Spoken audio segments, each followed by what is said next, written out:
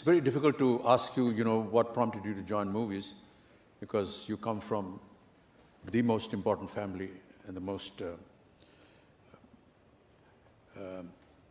their dedication, their history of cinema is, well, world-renowned. What was it that prompted you to come into films? Or perhaps before that, there was a shot I had to give for Shri 420. Right. And my elder brother and my elder sister were also in the shot. And the shot was just walking by, but in rain. और जब वो shot देता था मैं और वो बारिश rehearsal होती तो मैं रोने लगता था. तो रोने लगता तो शॉट कभी होता नहीं था. तो फिल्म श्री 420 का वो दृश्य था. और फिर वहाँ नरगिस जी ने मुझे उस वक्त मुझे ब्राइब में कहा कि मैं तुम्हें चॉकलेट दूंगी अगर तुम अपने आँख खोल के रखोगे और रोओगे नहीं शॉट में. So I took up that bribe and I kept my eyes wide open only for the chocolate, and I gave that shot. So that was my first shot ever that I did in my life in films. कि एक दिन हम खाना खा रहे थे और मेरे पिताजी ने मेरी माताजी से पूछा कि वो मेरा नाम जोकर बना रहे थे.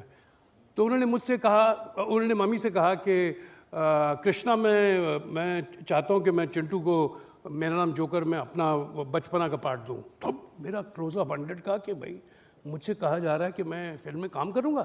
तो मैंने वहाँ किसी के सामने रिएक्शन तो नहीं दिया, मैं अपना खाना खाते रहा.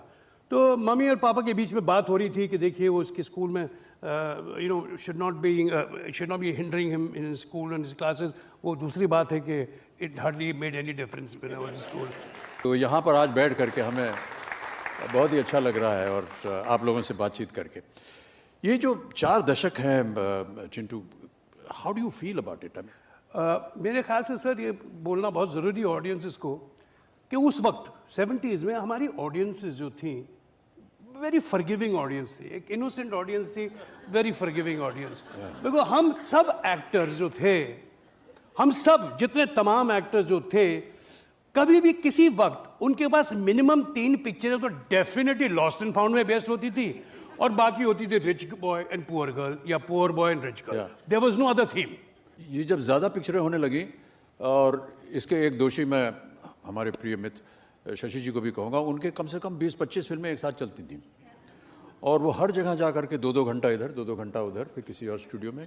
मेरे पिताजी उनको टैक्सी बुलाते थे. क्या बात कर रहे हैं?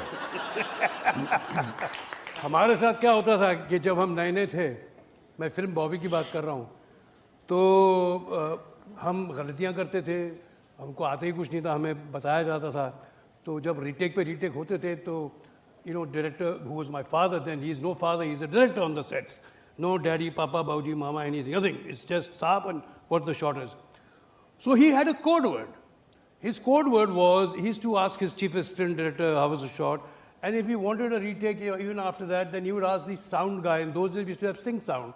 He used to ask him, his audiographer was Alauddin Khan. So he used to say, Khan Saab, shot kaisa hai? Those were things that, these are code words saying कि मुझे एक और चाहिए तो तुम बोलो एक और चाहिए. खान साहब शॉट कैसा है? तो दैट्स द कोड. जी एक और चाहिए, मेरा साउंड ठीक नहीं. अरे यार, this is sorry, your shot was damn good but I want the same thing, same thing again. And then he would pass the instruction. देखो वो जो हाथ जो था ना, तुमने ऐसा कवर किया तो वो मत करो और ऐसा करो. This is why the retake is done. I would like to, before you proceed, I would like to tell the audience how I met you and where I met you the first time. जी जी, मैं बताऊं? मैं भी जानना चाहूँगा. आप शायद भूल रहे हैं, मेरी दोस्ती बहुत थी इंदिरा राजानंद साहब के बेटों के साथ. और इंदिरा राज आनंद राइटर थे, उनकी बड़ी दोस्ती थी ख्वाजा अहमद अब्बास साहब से, द राइटर, फेमस राइटर. ये उस वक्त I think he was auditioning for the film Saat Hindustani. तो I used to come to Tenu Anand and Bittu Anand you have. तो मैं वो घर में आता था बिकॉज मेरे दोस्त थे, मित्र थे, तो हम बैठे रहते थे. और मैंने एक दिन देखा a young man, handsome man, very lanky, चौखट मारे हुए ज़मीन पे बैठे हुए. ये कोई अपना रिटन टेस्ट दे रहे थे अब्बास साहब के सामने. ये कोई रिटन टेस्ट दे रहे थे, आपको याद आएगा, सोचिए. And I don't know what it was happening, and then there was a kind of a written test, and that was the first time I actually saw you. Sir, ये we were not introduced. ऐसा हुआ था sir? बिल्कुल सही है sir, क्योंकि अब्बास साहब चाह रहे थे कि बहुत से जो शब्द थे, डायलॉग्स, वो मुझे मालूम नहीं थे. और मैं आज भी बता रहा हूँ सर कि ज़िंदगी में पहली बार मैंने शब्द जायका सीखा. टेस्ट, जायका, खाने का जायका क्या होता है, वो शब्द उस दिन जिनकी और जिनका जब से जिक्र इनके कर रहा हूं, मुंह पे जायका लग गया, he is left everybody bloody behind, that's why is Amitabh Bachchan.